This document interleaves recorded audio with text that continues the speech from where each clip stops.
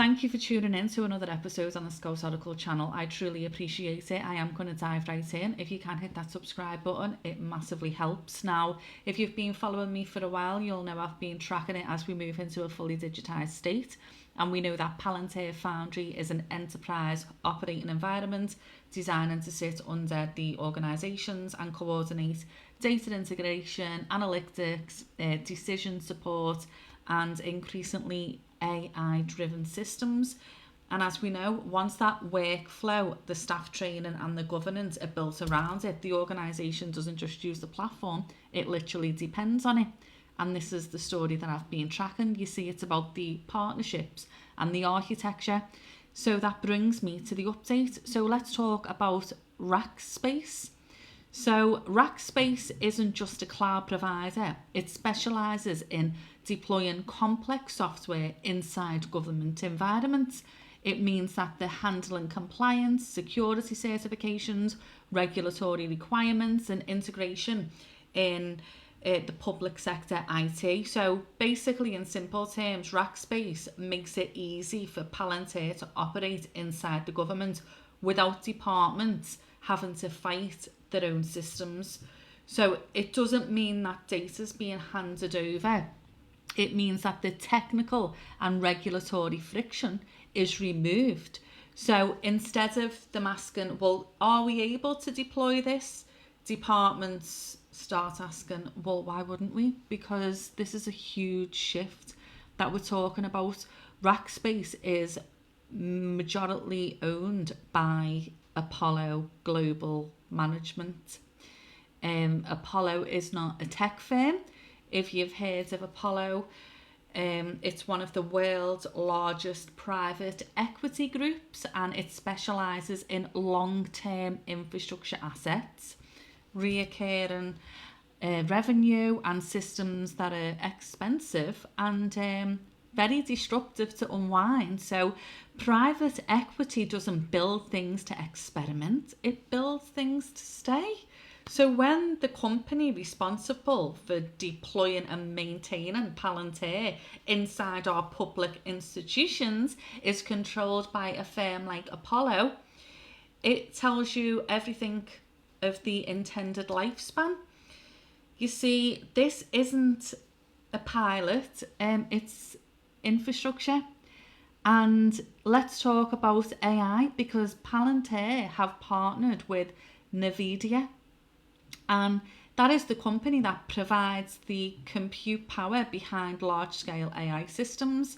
So it matters because the AI doesn't sit on top of the platform. It's literally trained on integrated data, optimized for specific environments and dependent on underlying architecture. So when you've got AI capability built inside platform environment, the future systems aren't going to ask, should we use Palantir? They're going to assume, well, this is where the data already is. So at that point, removing the platform doesn't mean switching supplier, because it's going to mean breaking analytics, disabling AI tools, and destabilizing operational systems. So you've got to understand that that's not a political decision any government wants to face. So let's all connect the dots as we have been doing. Palantir is providing, and I wrote a little sketch because sometimes me being able to visualize something, so as I was writing it all down. So you see, like, Palantir is, I've put the brain, it's the operating environment, and then we've got Rackspace, the layer above it, which is removing deployment and compliance barriers. You see this? This is Palantir's protection. And then we've got Nvidia, which is future-proofing AI inside of the system. Now, no one needs to force this, no one needs to announce it, and no one needs to ask for your consent, because the system's being embedded by default. And once that happens, debates about contracts, about parties and personalities is too late. You see, a system like this cannot function if large numbers of people meaningfully opt out. So opting out of a system like this is going to weaken databases, undermines the analytics, it's going to break the AI training, and it's going to reduce platform value. So you see arguments about governance and safeguarding and ethics. Where's the arguments about structural consent? Because consent is going to introduce uncertainty, and infrastructure is literally being built to eliminate that uncertainty.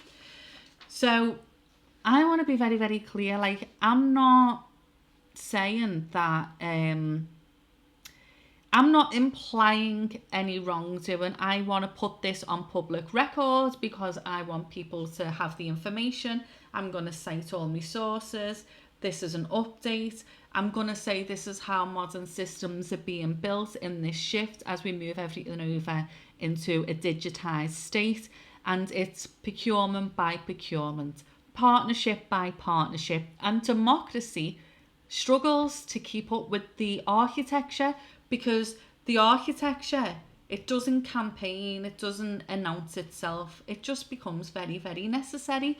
So the real question shouldn't be, which is all over the media, do we trust Palantir and, cancel this contract? Because what happens now when, and you've seen all these partnerships, what happens when the state isn't able to function without a system that the public has never consented to? So who's controlling the system when these political changes happen? I'm not sure how much power that they were going to have, because the infrastructure doesn't really care who's in the office, because you can swap the logo, you can change minister, and you can rebrand the contract, but you can't easily remove infrastructure once the state depends on it. And I feel as though this is why this kind of debate and this kind of conversation is very, very uncomfortable for all the political parties. Very uncomfortable because I don't know either whether they are just very unaware of how embedded and deep this is going and has gone, or whether they're just flat out lying. But that's my opinion. But when you look at what's being discussed, it forces us to admit a very uncomfortable truth in that this conversation is very, very long overdue. So we're not arguing about technology anymore. We're arguing about who's going to get this power by default. And as I say, the petition, it's asking for a meaningful opt-out. I definitely feel as though I have put enough information out there for the right people to be able to see it and to be able to amplify it if they wanted to. So yeah, as I say, the partnership, if you want a visual, here it is right here. I've even put the compliance, security, regulatory approval, the same UK sovereign data assurance, but we don't control it. They can just turn around and say, well, the data stays in the UK. It's staying in the UK, but we don't own it. We don't own the intellectual property. That's not us. Here's the brain. This is what's being built right now. This is the architecture. So you don't vote this out. And to change something like this, we are talking billions, absolute billions upon billions and time. So I wonder who's willing to do that. I'll bring you further updates as and when I've got them. It's a lot, I know, but I appreciate everyone who shared the petition and who's continuing to raise these conversations. And we can only do what we can do.